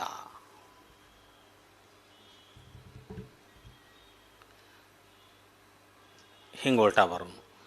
ಭಕ್ತಸ್ಥಳ, ಮಹೇಶ ಸ್ಥಳ, ಪ್ರಸಾದಿ ಸ್ಥಳ, ಪ್ರಾಣಲಿಂಗಿ ಸ್ಥಳ, ಶರಣಸ್ಥಳ, ಐಕ್ಯಸ್ಥಳ. ಆಚಾರಲಿಂಗ, ಗುರುಲಿಂಗ, ಶಿವಲಿಂಗ, ಜಂಗಮಲಿಂಗ, ಪ್ರಸಾದಲಿಂಗ, ಮಹಾಲಿಂಗ. ಮಹಾಲಿಂಗ ಆಜ್ಞಾಚಕ್ರದಲ್ಲಿ, ಇಲ್ಲೇ ಐಕ್ಯಸ್ಥಳದೊಳಗೆ ಶರಣ ಇರ್ತಾನೆ. ಇವೇನದಾವಲ್ರಿ 6, ಇವಕ್ಕೆ ಲಿಂಗ ಷಟ್ಸ್ಥಳಗಳು ಅಂತ ಕರೀತಾರೆ. ಲಿಂಗಸ್ಥಳದ 6 ಪ್ರಕಾರ ಅದಾವಲ್ಲ ಇವಕ್ಕೆ. ಇವಕ್ಕೇನಂತ ಕರೀತಾರೆ? ಲಿಂಗ ಷಟ್ಸ್ಥಳಗಳು ಅಂತ ಕರೀತಾರೆ. ಈ ಅಂಗಸ್ಥಳದ 6 ಭಾಗ ಅದಾವಲ್ರಿ, ಇದಕ್ಕೆ ಅಂಗ ಷಟ್ಸ್ಥಳಗಳು ಅಂತ ಕರೀತಾರೆ. ನಾವು ಬರೀ ಷಟ್ಸ್ಥಳ ಅಂತ ಕೇಳಿದಾಗ ಭಕ್ತ, ಮಹೇಶ, ಪ್ರಸಾದಿ, ಪ್ರಾಣಲಿಂಗಿ, ಶರಣ, ಐಕ್ಯ ಇವ ಷಟ್ಸ್ಥಳ ಅಂತ ತಿಳಿದೇವಲ್ಲ, ಇದು ಖರೇನ. ಇದು ಅಂಗಸ್ಥಳದ ಷಟ್ಸ್ಥಳಗಳಿವು. ಲಿಂಗಸ್ಥಳಕ್ಕೂ ಷಟ್ಸ್ಥಳ ಅದಾವು, ಲಿಂಗಸ್ಥಳಕ್ಕೂ ಷಟ್ಸ್ಥಳ ಅದಾವು. ಲಿಂಗಸ್ಥಳದ ಷಟ್ಸ್ಥಳಗಳು ಯಾವುವು ಅಂದ್ರೆ ನೋಡ್ರಿ, ಆಚಾರಲಿಂಗ, ಆಚಾರಲಿಂಗ ಸ್ಥಳ ಅನ್ಬೇಕು ನಾವು. ಗುರುಲಿಂಗ ಸ್ಥಳ, ಶಿವಲಿಂಗ ಸ್ಥಳ, ಜಂಗಮಲಿಂಗ ಸ್ಥಳ, ಪ್ರಸಾದಲಿಂಗ ಸ್ಥಳ, ಮಹಾಲಿಂಗ ಸ್ಥಳ.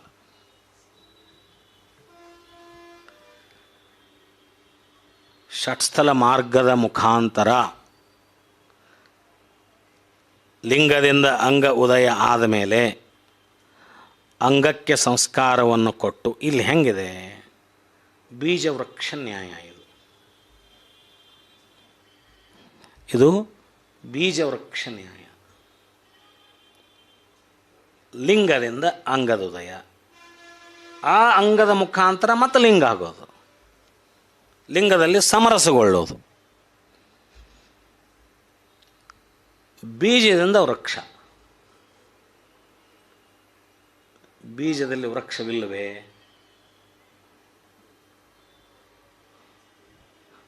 ಬೀಜದಿಂದ ವೃಕ್ಷ, ಬೀಜದಲ್ಲಿ ವೃಕ್ಷವಿಲ್ವೇ? ವೃಕ್ಷ ಇದೆ ಅಂದಾಗ ಆ ಬೀಜ ಊರಿ ನಾವು ಅದಕ್ಕೆ ನೀರು ಗೊಬ್ಬರ ಎಲ್ಲ ಹಾಕಿದಾಗ ವೃಕ್ಷ ಆಗತ್ತೆ. ಹಾಗಾದರೆ ಬೀಜ ಮೊದಲಿತ್ತು, ವೃಕ್ಷ ಮೊದಲಿತ್ತು? ಲಿಂಗ ಮೊದಲು ಅಂಗ ಮೊದಲು? ಇದಕ್ಕೆ ಶರಣರು ಒಂದು ವಚನದಲ್ಲಿ ಹೇಳ್ಯಾರ, ಬೀಜ ವೃಕ್ಷ ನ್ಯಾಯದಂತೆ. ಯಡಿಯೂರು ಸಿದ್ಧಲಿಂಗೇಶ್ವರ ತಮ್ಮ ವಚನದಲ್ಲಿ ಹೇಳ್ಯಾರ. ನಾನು ಅದನ್ನು ಭಾಳ ದೊಡ್ಡ ವಚನ ಇತ್ತು, ನಾನು ಹೇಳೋಕ್ಕಾಗಿಲ್ಲ. ಬೀಜ ವೃಕ್ಷ ನ್ಯಾಯದಂತೆ ಹೆಂಗಿತ್ತು ಅಂಗಸ್ಥಲ ಲಿಂಗಸ್ಥಲ ಅಂದ್ರೆ ಬೀಜ ವೃಕ್ಷ ನ್ಯಾಯದಂತೆ. ಒಂದೇ ಪರಸ್ಥಲ ವಸ್ತುವಿನಿಂದ ಎರಡಾದಾಗ ಲಿಂಗ ಮೊದಲು ಅಂಗ ಮೊದಲು, ಅಂಗದಿಂದ ಲಿಂಗವೋ ಅಂಗಸ್ಥಲದ ಲಿಂಗವೋ, ಅಂಗ ಲಿಂಗಕ್ಕಾಶ್ರಯ ಅಂಗ, ಲಿಂಗಕ್ಕಾಶ್ರಯ ಅಂಗ. ಅಂಗಸ್ಥಲ ಉದಯಿಸಿದ್ದು ಲಿಂಗಸ್ಥಲದಿಂದ. ಆ ನಿಖಲ ಲಿಂಗ ಐತಲ್ಲ, ಅದು ಲಿಂಗಸ್ಥಲನೇ. ಅದು ಬೀಜ ಮಹಾವೃಕ್ಷ, ಮಹಾ ದೊಡ್ಡ ಆಲದ ಮರ, ಅಷ್ಟು ದೊಡ್ಡದಾದ ಆಲದ ಮರ. ಅದು ಬೀಜ ಸ್ವರೂಪದಲ್ಲಿದ್ದಾಗ ಹೆಂಗಿತ್ತದು, ಎಷ್ಟಿತ್ತದು? ಮತ್ತು ಆ ಬೀಜ ಸ್ವರೂಪದಲ್ಲಿದ್ದಾಗ ಅಷ್ಟು ಮಹಾವೃಕ್ಷ, ಎಷ್ಟು ಟೊಂಗೆ, ಎಷ್ಟು ರೆಂಬೆ, ಎಷ್ಟು ಎಲೆ, ಎಷ್ಟು ದೊಡ್ಡ ಕಾಂಡ, ಎಷ್ಟು ಬೇರುಗಳು, ಇಷ್ಟೆಲ್ಲ ಬೀಜದಲ್ಲಿ ಒಳಗೊಂಡು ಅದು ಬೃಹದಾಕಾರವಾಗಿ ಬೆಳೆದು ಅದು ಮರ, ರೆಂಬೆ, ಕೊಂಬೆ, ಎಲೆ, ಹೂವು, ಕಾಯಿ, ಹಣ್ಣು, ಹಣ್ಣೊಳಗೆ ಮತ್ತು ಬೀಜ.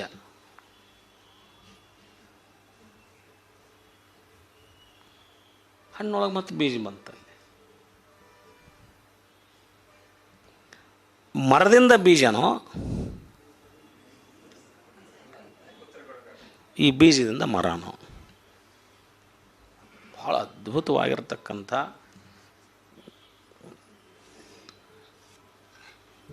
ಇರಲಿ, ಅದನ್ನಷ್ಟೇ ಇಡೋಣ.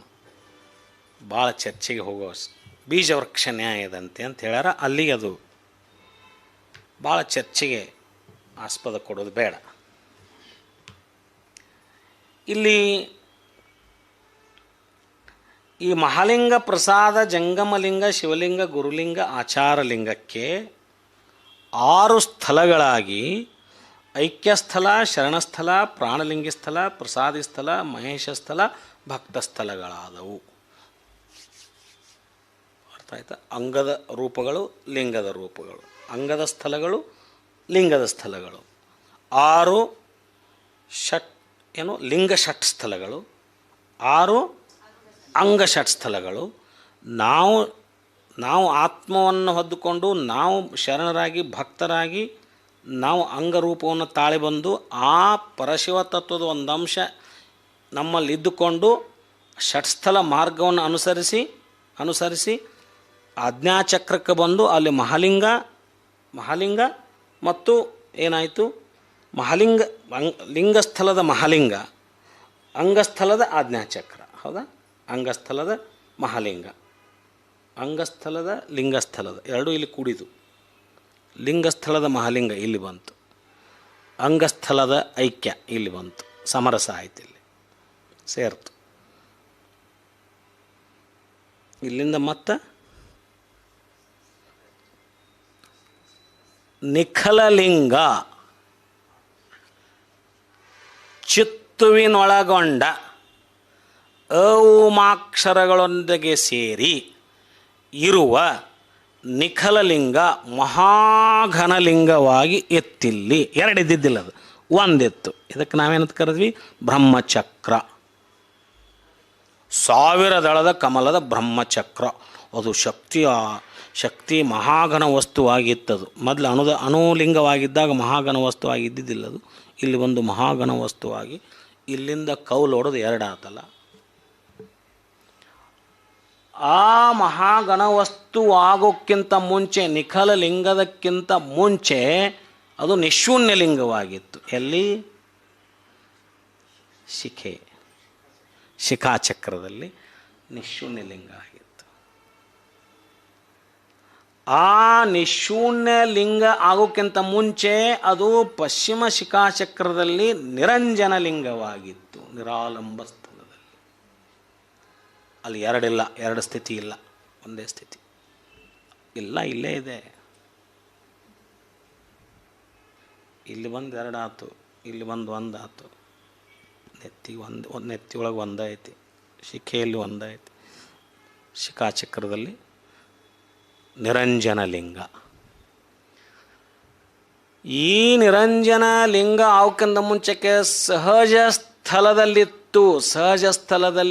ಇದಕ್ಕೆ ಯಾವುದೇ ರೀತಿಯಾದ ಅವಲಂಬನೆ ಇಲ್ಲದೆ, ಯಾವುದರಿಂದನೂ ಹುಟ್ಟದೆ, ಯಾವುದರ ಅವಲಂಬನೆ ಇಲ್ಲದೆ ಶಾಂತ ಸಮುದ್ರವಾಗಿ ಸುಮ್ಮನೆ ಒಂದಿತ್ತು. ಅದು ಅಣುಲಿಂಗ. ಸಹಜ ಸ್ಥಳದಲ್ಲಿ ಅಣುಲಿಂಗ. ಇದು ಅಣುಚಕ್ರ. ಅಣುಚಕ್ರಕ್ಕೆ ಯಾವುದೇ ದಳಗಳಿಲ್ಲ. ಇದು ಈ ಯಾವ 9 ಚಕ್ರದ ಜೊತೆಗೆ ಯಾವ ಸಂಬಂಧವನ್ನು ಇಟ್ಟುಕೊಂಡಿಲ್ಲ. ಅಣುಚಕ್ರ ಶರೀರದಲ್ಲಿರ್ತಕ್ಕಂಥ ಯಾವುದೇ ಚಕ್ರಗಳ ಜೊತೆಗೆ ಸಂಬಂಧವನ್ನು ಇಟ್ಟುಕೊಂಡಿಲ್ಲ.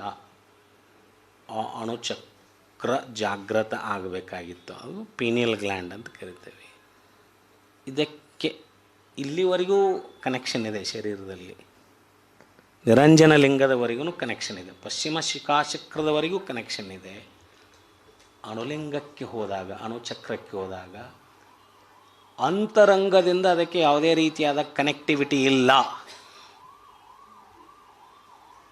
ಒಂದನ್ನೊಂದು ಅವಲಂಬಿತವಾಗಿಲ್ಲ, ಅವಲಂಬನೆ ಇಲ್ಲದ ಸ್ಥಿತಿ ಅದು. ನಾವು ಸಹಜ ಸ್ಥಳವನ್ನು ಹೇಳುವಾಗ ಹೇಳೇವಲ್ಲ, ಯಾವುದರ ಮೇಲೂ ಅವಲಂಬನೆ ಇಲ್ಲದ್ದದು, ಕನೆಕ್ಷನ್ ಇಲ್ಲದಕ್ಕೆ. ನಿಖಲಲಿಂಗಕ್ಕೆ 6 ನೆಲೆಯನ್ನು ಮೀರಿ 3 ಬಾಗಿಲ ಮುಚ್ಚಿ ಮೇಲೆ ಕಂಡೆನು ಮಹಾಘನ ಲಿಂಗವ. ಯಾವುದದು ಮಹಾಘನ ಲಿಂಗ? ಅಣುಲಿಂಗ. 6 ನೆಲೆ ಮಂಟಪದ 3 ಕೋಣೆಗಳೊಳಗೆ, ಇವು ಮಂಟಪ, ಇವು ಕೋಣೆ, ಬೇರೊಂದು ಸ್ಥಾನದಲ್ಲಿ ಲಿಂಗವಿಹುದು. 6 ನೆಲೆಯನ್ನು ಮೀರಿ 3 ಬಾಗಿಲ ಮುಚ್ಚಿ ಮೇಲೆ ಕಂಡೆನು ಆ ಮಹಾಘನ ಲಿಂಗವ. ಅದು ಅಣುಲಿಂಗ. ಚನ್ನಬಸವಣ್ಣವ್ರದ್ದು వచ్చింది ಪದಮಂತ್ರ ಗೋಪ್ಯದಲ್ಲಿ. ಆ ಅಣುಚಕ್ರಕ್ಕೆ ಕನೆಕ್ಟಿವಿಟಿ ಎಲ್ಲಿಂದ?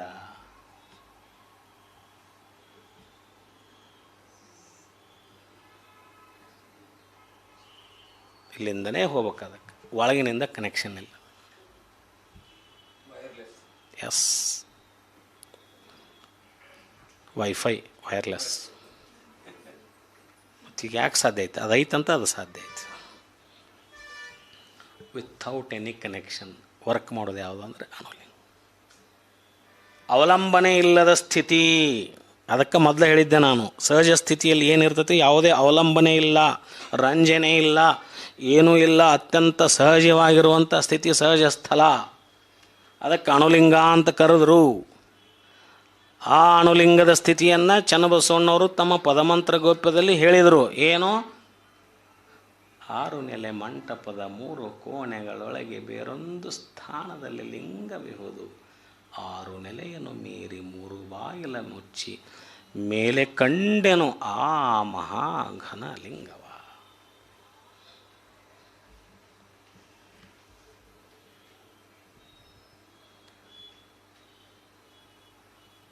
ಜಂತ್ರ ಸೂತ್ರದ ತೆರದಿ ನಿರಂತರಂ ನಿಜವಿಡಿದು ಮಂತ್ರ ಭೇದವನರಿದು ಓಂಕಾರ ಮಂತ್ರದ ಪ್ರಣವ ಮಂತ್ರದ ಭೇದವನರಿದು ಸಂತೈಸು ನಿಶ್ಚಿಂತವಾಗೈತೆ. ಅದು ಯಾವುದೂರ ಜೊತೆ ಸಂಬಂಧನೇ ಇಲ್ಲ ಅಂದ್ರೆ ನಮ್ಮ ಮೊಬೈಲ್ ಕನೆಕ್ಷನ್ ಇಲ್ಲ ಎಲ್ಲಿ ಅಂತ ನಿಶ್ಚಿಂತಿರ್ತೇವಲ್ರಿ ನಾವು. ಎಲ್ಲರ ಕಾಡಿಗೆ ಹೋದಾಗ ನೆಟ್ವರ್ಕ್ ಇಲ್ಲ ಅಂದ್ರೆ ನಿಶ್ಚಿಂತಿರ್ತೇವೆ.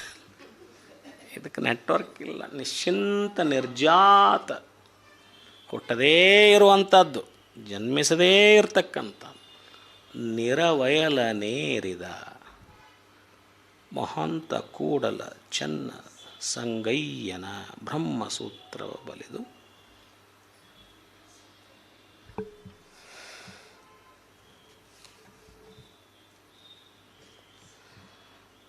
ಲಿಂಗಕ್ಕೆ 6 ತೆರನಾದ ರೂಪ, ಅಂಗಕ್ಕೆ 6 ತೆರನಾದ ರೂಪ. ಲಿಂಗದಲ್ಲಿಯೂ ಅದೇ ಶಿವ 6 ತೆರನಾಗಿ ಬರ್ತಾನೆ, ಅಂಗದಲ್ಲಿಯೂ ಕೂಡ ಅದೇ ಶಿವ 6 ತೆರನಾಗಿರ್ತಾನೆ. ಶಿವ ಒಂದೇ, ಶಿವ ಮೀನ್ಸ್ ಪರಾತ್ಪರ ವಸ್ತು. ಅದೇ ಶಿವ ಇಲ್ಲಿ 6 ತೆರನಾಗಿ ಪ್ರಕಟ ಇರ್ತಾನೆ, ಇಲ್ಲಿ 6 ತೆರನಾಗಿ. ಇಲ್ಲಿ ಶಕ್ತಿ ಹರಿಬೇಕಲ್ಲ. ಲಿಂಗಸ್ಥಲ ಅಂಗಸ್ಥಲ ಆಯ್ತು. ಈಗ ಚಿಚ್ಚಕ್ತಿ, ಚಿತ್ತಿವಿನ ಜೊತೆ ಶಕ್ತಿ ಸಂಯೋಗವಾದಾಗ ಅದು ಚಿಚ್ಚಕ್ತಿ ಆಗುತ್ತಲ್ಲ. ಆ ಚಿಚ್ಚಕ್ತಿ ಎರಡೂ ಮಾರ್ಗದಲ್ಲಿ ಪ್ಯಾರಲಲ್ಲಾಗಿ ಬಂದವೆ. ಪ್ಯಾರಲಲ್ಲಾಗಿ ಲಿಂಗಸ್ಥಲ ಅಂಗಸ್ಥಲ ಪ್ಯಾರಲಲ್ಲಾಗಿ ಬಂದು ಯಾವಕ್ಕೂ ಸಮಾನಾಂತರವಾಗಿ ಶಕ್ತಿಯ ಹರಿಯುವಿಕೆ ಇರುತ್ತೆ, ಸಂಚಾರ ಇರುತ್ತೆ. ಚಿಚ್ಚಕ್ತಿಯ ಸಂಚಾರ ಇರುತ್ತೆ. ಆ ಚಿಚ್ಚಕ್ತಿ ಹೆಂಗೆ ಮಹಾಸ್ಥಲ ಪರಶಿವ ಹೆಂಗೆ 2 ಆಯ್ತು, ಲಿಂಗ ಮತ್ತು ಅಂಗ ಆಯಿತು, ಹಂಗೆ ಆ ಚಿಚ್ಚಕ್ತಿ 2 ಭಾಗ ಆಗ್ತದೆ. ಒಂದು ಲಿಂಗಕ್ಕೆ ಹರಿತದ, ಇನ್ನೊಂದು ಅಂಗಕ್ಕೆ ಹರಿತದ. ಲಿಂಗಸ್ಥಲಕ್ಕೆ ಹರಿಯುವಂಥ ಚಿಚ್ಚಕ್ತಿಗೆ ಕಲಾಶಕ್ತಿ ಅಂದರು, ಅಂಗಸ್ಥಲಕ್ಕೆ ಹರಿಯುವಂಥ ಚಿಚ್ಚಕ್ತಿಗೆ ಭಕ್ತಿ ಶಕ್ತಿ ಎಂದು ಕರೆಯುವರು. ಭಕ್ತಿ ಮಾರ್ಗ. ಈ ಕಲಾಶಕ್ತಿ ಅದಾವಲ್ಲ, ಹೆಂಗೆ ಇವು 6 ಆಗ್ಯಾವಲ್ಲ, ಹಂಗೆ ಈ ಕಲಾಶಕ್ತಿ 3 ಆಗ್ತಾವೆ, 3 ಆಗಿ 6 ಆಗ್ತಾವೆ.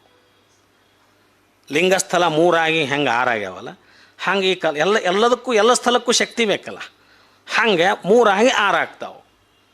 ಕಲಾಶಕ್ತಿ 3 ಹೆಂಗೆ ಆಗ್ತಾವೆ ಅಂದರೆ ಸತ್ಕಲಾ, ಚಿತ್ಕಲಾ, ಆನಂದಕಲಾ. ಅವೇ ಸತ್ಕಲೆ, ಚಿತ್ಕಲೆ, ಆನಂದಕಲೆ ಒಂದೊಂದು 2 ಆಗ್ತಾವೆ.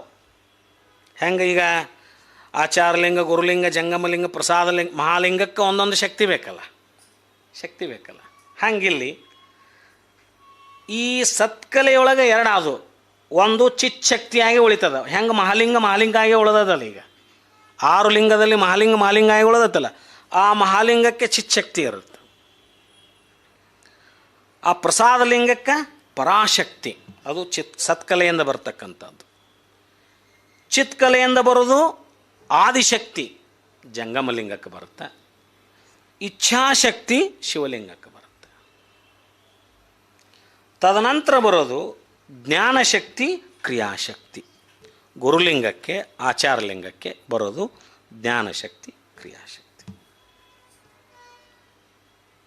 6 ಶಕ್ತಿಗಳು. ಸುಮ್ಮನೆ ನೆನಪಿಟ್ಟುಗಳು, ಸುಮ್ಮನೆ ಕೇಳೋನು, ಮುಂದೆ ನೋಡೋಣ. ಷಟ್ಸ್ಥಲವನ್ನು ವಿವರವಾಗಿ ಹೇಳೋ ಸಂದರ್ಭದಲ್ಲಿ ಇದನ್ನು ಚಾರ್ಟ್ ಹಾಕಿ, ಪಟ ಹಾಕಿ ಏನೇನಾಗತ್ತೆ, ಅವು 3 1 2 ಆಗಿ 2 3 ಆಗಿ 3 6 ಆಗಿ 6 18 ಆಗಿ 18 36 ಆಗೋದು. 36 ಆಗಿ ಮುಂದೆ 236 ಷಡ್ವಿಧ ಲಿಂಗಗಳಂತ ಕರೀತಾರೆ. ಅದನ್ನೊಂದು ಸಪ್ರೇಟಾಗಿ ಮಾಡೋಣ. ಇದರಲ್ಲಿ ಇಷ್ಟು ಸಾಕಂತ ನನಗೆ ಅನ್ನಿಸ್ತದೆ. ಇದು ಇನ್ನು ಭಕ್ತಿ ಶಕ್ತಿ 3 ಆಗ್ತಾವೆ. ಯಾಕೆ 3 ಅಂಗಗಳದವಲ್ಲ, ಅಂಗಸ್ಥಲ ಯಾವ್ಯಾವು? ಯೋಗಾಂಗ, ಭೋಗಾಂಗ, ತ್ಯಾಗಾಂಗ. 3ಕ್ಕೆ ವಿಶುದ್ಧ ಭಕ್ತಿ, ವಿಚಾರ ಭಕ್ತಿ, ವಿಧೇಯಕ ಭಕ್ತಿ ಅಂತ ಕರಿತೀವಿ. ಅದೇ ವಿಶುದ್ಧ ಭಕ್ತಿಗೆ ಮಹಾಜ್ಞಾನ ಭಕ್ತಿ ಅಂತ ಕರಿತೇವೆ ನಾವು. ಯೋಗಾಂಗದಲ್ಲಿ ಐಕ್ಯಸ್ಥಲ ಸ್ಥಿತಿ ಇರುತ್ತಲ್ಲ, ಐಕ್ಯಸ್ಥಲ ಸ್ಥಿತಿಯೊಳಗೆ ಮಹಾಜ್ಞಾನ ಭಕ್ತಿ, ಮುಂದೆ ವಿಚಾರ ಭಕ್ತಿಯಾಗಿ ಜ್ಞಾನ ಭಕ್ತಿ, ವಿಧೇಯಕ ಭಕ್ತಿಯಾಗಿ ಕ್ರಿಯಾಭಕ್ತಿ ಅಂತ ಬರುತ್ತೆ. ಅವು 6 ಆಗ್ತಾವಲ್ಲ. ಅದರಲ್ಲಿ ಯಾವ್ಯಾವು? ಸಮರಸ ಭಕ್ತಿ, ಐಕ್ಯಸ್ಥಲದಲ್ಲಿ ಸಮರಸ ಭಕ್ತಿ ಇರುತ್ತೆ.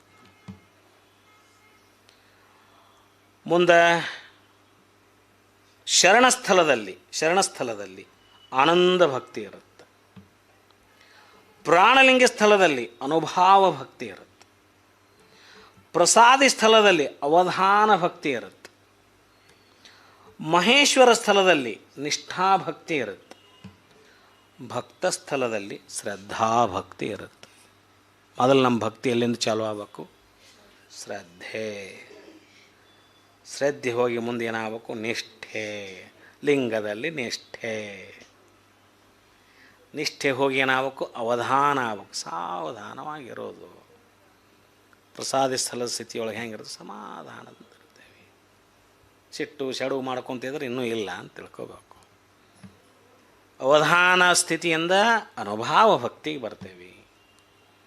ಅನುಭಾವ ಭಕ್ತಿಯಿಂದ ಆನಂದ ಭಕ್ತಿ ಮಾಡೋದ್ರಿಂದ ಆನಂದಗೊಳ್ತಾರೆ ಅವ್ರು. ದಾಸೋಹ ಮಾಡೋದ್ರಿಂದ ಆನಂದಗೊಳ್ತಿರ್ತಾರೆ ಅವ್ರು. ಯಾರು ಮನೆಗೆ ಬಂದ್ರೆ ಸಾಕು ಅವ್ರಿಗೆ ದಾಸೋಹ, ಯಾರು ಕೇಳಿದ್ರೆ ಸಾಕು ಆನಂದ ಪಡ್ತಿರ್ತಾರೆ. ಆನಂದ ಭಕ್ತಿಯಲ್ಲಿ ಇರ್ತಾರೆ. ಇನ್ನು ಕೆಲವ್ರು ಯಾರು ಕೇಳಕ್ಕೆ ಯಾಕಾರ ಬಂದ್ರೆ ಅಂತ ಕದ ಹಾಕ್ತಾರೆ. ಯಾವ ಭಕ್ತಿಯೊಳಗದಾರ ಅವರು? ಯಾವ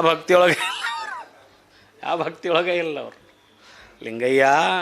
ಲಿಂಗಯ್ಯನ ಮೇಲೆ ಭಕ್ತಿ.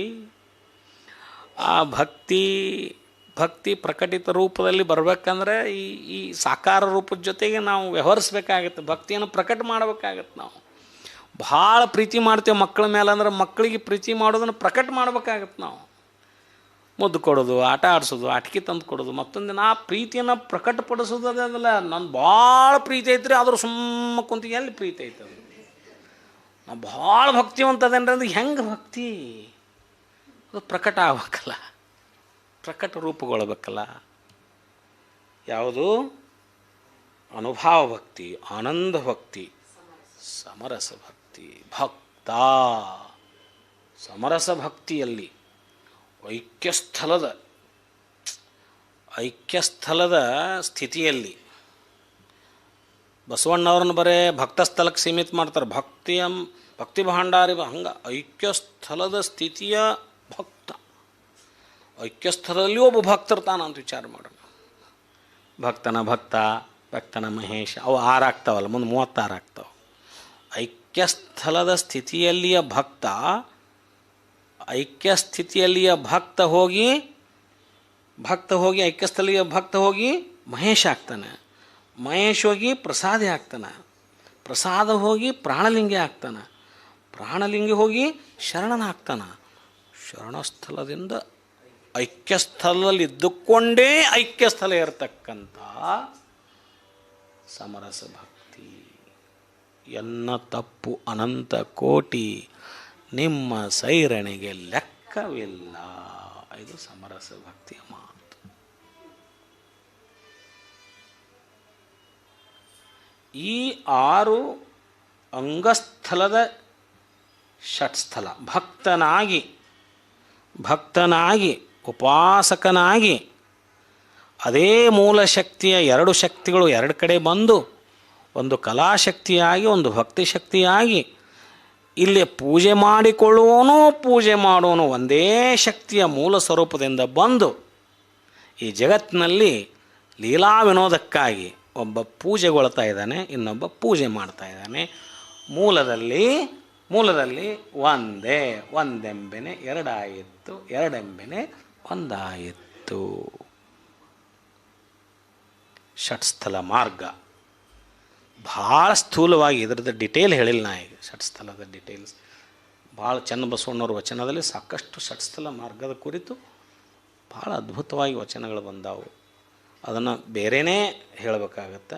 ಇಷ್ಟು ಈಗ ಷಟ್ಸ್ಥಲ ಲಿಂಗದಿಂದ ಅಂಗದುದಯ ಆದಮೇಲೆ ಷಟ್ಸ್ಥಲ ಮಾರ್ಗದ ಮುಖಾಂತರ ಆ ಲಿಂಗದೊಳಗೆ ಸಮರಸಗೊಳ್ಳುವ ವಿಧಾನ ಅದು ಷಟ್ಸ್ಥಲ ಮಾರ್ಗದಿಂದ ಮಾತ್ರ ಬರುತ್ತೆ. ಈ ಮಾರ್ಗವನ್ನು ಹಿಡಿದು ಶರಣರು ಆ ಶೂನ್ಯವನ್ನು ಸಂಪಾದಿಸಿದರು, ಆ ಶೂನ್ಯ ಸ್ಥಿತಿಯನ್ನು ತಲುಪಿದರು. ಒಳಗಡೆ ಇತ್ತದು, ಅದೇ ಸ್ವರೂಪ ಐತಿ. ಆ ಸ್ವರೂಪದ ಮರವೆಯಾಗಿ ನಾವು ಅದೇ ಪರಬ್ರಹ್ಮ ವಸ್ತುವಿನ ಒಂದು ಅಂಶ, ಒಂದು ರೂಪ ನಾನೇ ಆಗಿದ್ದೇನೆ ಅನ್ನೋದನ್ನು ಮರೆತು ನಾನೇ ಬೇರೆ ಆತನೇ ಬೇರೆ ಅನ್ನುವಂಥ ಸ್ಥಿತಿಯಲ್ಲಿದ್ದಕ್ಕೆ ನಾವೇನಂತ ಕರಿತೀವಿ? ಪಿಂಡಸ್ಥಲ ಅಂತ ಕರಿತೇವೆ. ಪಿಂಡಸ್ಥಲ ಮೂಲ ಸ್ವರೂಪದ ಮರೆವೆಯಾದಂಥ ಸ್ಥಿತಿ ಅದು. ಶೂನ್ಯ ಸಂಪಾದನೆಯಲ್ಲಿ ಪ್ರಥಮೋಪದೇಶದ 3 ಪದ್ಯಗಳನ್ನು ಮುಗಿಸಿದ ಮೇಲೆ ಒಂದಿಷ್ಟು ಗದ್ಯ ಬರುತ್ತೆ. ಗದ್ಯ ಬಂದ ಆದಮೇಲೆ ಮೊದಲನೇ ವಚನ ಅಲ್ಲಮ ಪ್ರಭುದೇವರ ವಚನದಿಂದ ಪ್ರಾರಂಭ ಆಗುತ್ತೆ. ಅದು ಪಿಂಡಸ್ಥಲದ ವಚನ. ಪಿಂಡಸ್ಥಲದ ವಚನಗಳಾದ ಮೇಲೆ ಪಿಂಡ ಜ್ಞಾನಸ್ಥಲದ ವಚನ. ಅದು ಸ್ವಲ್ಪ ಅರಿವು ಬರುವಂಥ ಸ್ಥಿತಿ ಬಂತು. ಪಿಂಡ ಜ್ಞಾನಸ್ಥಲದ ಅರಿವು ಬಂದ ಮೇಲೆ ಅವಾಗಿದು ಬ್ಯಾಡ ಅನ್ಸಕ್ಕೆ ಚಾಲು ಆಕತ್ತಲ್ಲ, ಇದೇನು ಮಾಡಾಕತ್ತೇನ ಹುಚ್ಚರಾಟ, ಇದನ್ನೇನು ಗೊತ್ತೇ ಇದ್ದಿಲ್ಲ ನನಗಂತ ಅರಿವು ಬರುತ್ತಲ್ಲ. ಒಮ್ಮೆ ನಿಜ ಸತ್ಯದ ಅರಿವಾದಾಗ ಬರುತ್ತಲ್ಲ, ಅದಕ್ಕೆ ಸಂಸಾರ ಹೇಯ ಸ್ಥಳ. ಇವು 3 ಸ್ಥಳದ ವಚನಗಳು ಬಂದಾದ ಮೇಲೆ ಮತ್ತೆ ಭಕ್ತಸ್ಥಳ, ಮಹೇಶ ಸ್ಥಳ, ಪ್ರಸಾದ 6 ಸ್ಥಳಗಳ ಕುರಿತು ಕೆಲವು ವಚನಗಳು ಬರ್ತವೆ. ಆ ವಚನಗಳು ಮುಗಿದ ಮೇಲೆ ಗೊಗ್ಗಯ್ಯನ ಅನಿಮಿಷ ದೇವರ ಪ್ರಸಂಗ ಬಂದು ಅದು ಗದ್ಯ ರೂಪದಲ್ಲಿ ಬರುತ್ತೆ. ಆ ನಂತರದಲ್ಲಿ ಗೊಗ್ಗಯ್ಯ ಅಂತಕ್ಕಂಥ ಶರಣ ತೋಟದಲ್ಲಿ ಕೆಲಸ ಮಾಡ್ತಿರ್ತಾನೆ. ನೀ ಏನು ಮಾಡಾಕತ್ತೀಯಪ್ಪ ಅಂತ ಕೇಳ್ತಾರೆ. ನಾ ತೋಟ ಮಾಡಾಕತ್ತೀನಿ ಅಂತಾನೆ. ನಿನ್ನ ತೋಟ ಏನು ಮಾಡಿ ನಾನು ಒಂದು ತೋಟ ಮಾಡ್ಯಾನ ನೋಡಂತ ತನುವ ತೋಂಟವ ಮಾಡ್ಯಾನಂತ ವಚನವನ್ನು ಅಲ್ಲಿ ಹೇಳ್ತಾರೆ. ಅಲ್ಲಿ ದಾಟಿ ಬಂದಾದಮೇಲೆ ಮುಕ್ತಾಯಕ್ಕೆ ಪ್ರಸಂಗಕ್ಕೆ ನಾವು ಬರ್ತೇವೆ. ಇನ್ನೂ ಭಾಳ ದೂರ ಐತ್ರಿ ಇದೆಲ್ಲ ಬರಲಿಕ್ಕೆ. ಮುಂದಿನ ವಾರ ನಾವು ಪ್ರಥಮೋಪದೇಶದಿಂದ ಪ್ರಾರಂಭ ಮಾಡಿ ಗೋಳೂರು ಸಿದ್ಧವೀರನ್ನೊಡೆಯರ ಸಂಪಾದಿಸಿದ ಶೂನ್ಯ ಸಂಪಾದನೆಯ ಪ್ರಥಮೋಪದೇಶದ 3 ಪದ್ಯಗಳನ್ನು ಓದುವುದರ ಮೂಲಕ ಶೂನ್ಯ ಸಂಪಾದನೆಯ ಗ್ರಂಥವನ್ನು, ಪವಿತ್ರ ಗ್ರಂಥವನ್ನು ಚಿಂತನೆಗೆ ಒಳಪಡಿಸೋಣ. ನಾವು ನೀವೆಲ್ಲ ಅದನ್ನು ಕೇಳಿ ಹೇಳಿ ಆಲಿಸಿ ಒಂದು ಪರಮಾನಂದದ ಸ್ಥಿತಿಯಲ್ಲಿ ಇರಲಿಕ್ಕೆ ಸಾಧ್ಯ ಆಗುತ್ತೇನೋ ನೋಡೋಣ ಅನ್ನುವಂಥ ಮಾತನ್ನು ಹೇಳಿ ಇವತ್ತಿನ ಮಾತನ್ನು ಮುಗಿಸ್ತಾ ಇದ್ದಾನೆ. ಎಲ್ಲರಿಗೂ ಶರಣಾರ್ಥಿ.